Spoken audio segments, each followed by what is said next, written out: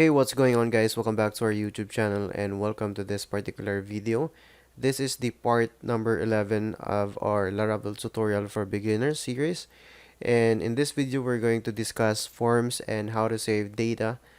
And if you try to go to the create or pk project.loc create, and then you can see that we have a 404 not found because it is loading the create function of our post controller, and as you can see we don't have any logic from here yet. So all we have to do now is modify this function and to actually return a view. So this should return a view coming from our post directory and create template, and let's go ahead and create that inside our post directory. So new file, and of course the name of our template is createblade.php, and then we're just going to copy the markup from this index.blade.php and paste it here, and it should say create post instead of just saying post. And then we're going to get rid of all this markup here because we're going to use a form for us to save information coming from a form into our database. And for now, let us save this and try to preview in our browser. So refresh. So as you can see, we still have the pkproject.loc create, and we're getting a 404 not found. That's because I think we need to specify first the post here before the create. So post and then create, and there you see the create post h1 that we have added in our create.blade.php file. So let's try to add a form into this page, and we're going to use Laravel Collective for that. So they have a some sort of a template for forms, and we just need to install and add some dependencies into our project. So we can see here HTML, so Laravel Collective, and we can also open up their website Laravel Collective, and here we can see the different versions. So for example 6.0. So installation for the Laravel Collective is here. So composer require Laravel Collective /HTML. So we're going to do that in our code editor Atom, and we're going to open up the integrated terminal from our code editor Atom, and then paste just the composer required Laravel Collective. So there you go, and then enter. We're just going to wait for a few seconds, and now the installation is complete. Let's go back to the website, and in here we have a guide on how to open up a form inside our template. So we have here opening a form, and then we can just copy and paste this one and paste it in our create.blade.php. So below here, let's just paste this code and try to change this because this is how the default on how to open up a form by specifying the URL on where to submit the data coming from this form, but we can actually change this. So in here we're going to specify the action instead of the URL. So the action for this one is post controller, and then at symbol, and of course the store function inside our post controller class. And we can also specify the method from here. So it should be method, and of course method with single quote and the equal and greater than sign, and here we specify the method, which is post. Also in here we can specify a division with a class form group. So this is actually coming from a bootstrap. So we can also add a form label here.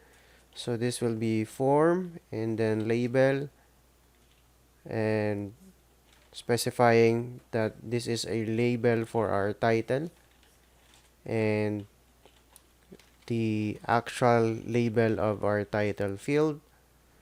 And of course we can also specify here the actual input.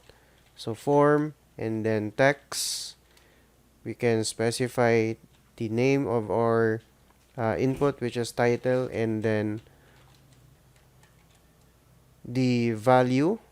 So this is a create form, so we should not specify a default value. And of course we can also specify classes here or additional attributes. So for classes for this particular input, and this should have a class form control, and of course a placeholder for this particular input. So equal sign and then greater than, and the actual placeholder, which is title.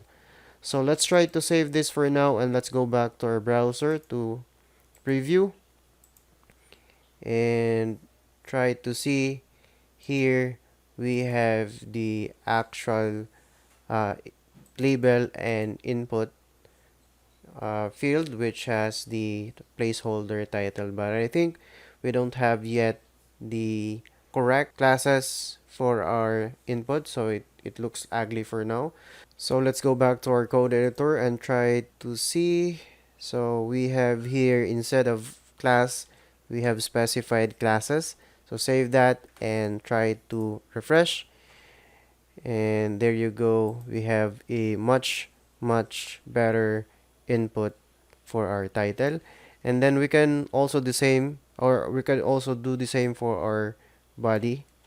So we're just going to copy this, and instead of title we're going to say body, and of course this is for body also, and body 2. And so with this placeholder, and of course instead of text or using text, it should be text area. There you go, and save that and refresh our page. So we have a title and a body now, and the last part is to add a submit button for our form. So before the closing tag of our form, let's add the button submit, which is form and then submit. And of course we need to specify some values here also. So submit, and then of course the class for our button, which is class, and then